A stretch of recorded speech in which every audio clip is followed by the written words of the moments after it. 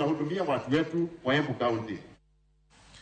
Jagoro mungiro ne migao mararita Dr. Raymondo Omollo ochako ayanga chenro mar chiwo tiegruok ne komishonas mag gwenge kaachiel kod komishonas mag county e kar tiegruok mar Kenya School of Government kata KSG e alwora ma Lower Kabete.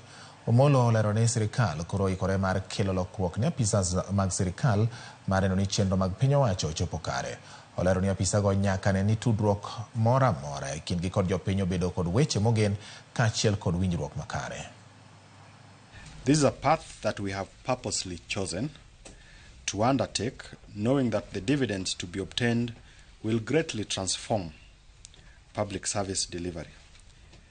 The government is focused towards ensuring a visible change in Gaos, and as such, it is imperative that we empower our officers with the tools and insights they need to excel in their roles. This is the purpose of this reorientation program, and its objectives are to capacitate our officers to offer effective, efficient, and responsive services.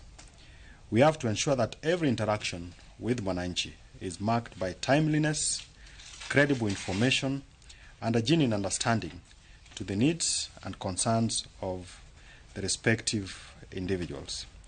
The motivation for this program is also grounded on the fact that the government has been reorganized and there are renewed ways of doing things.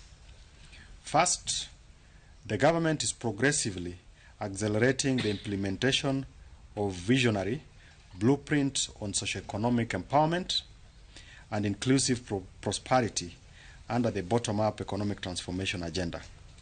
A better understanding of the plan and its impact is thus a definite requirement amongst yourselves.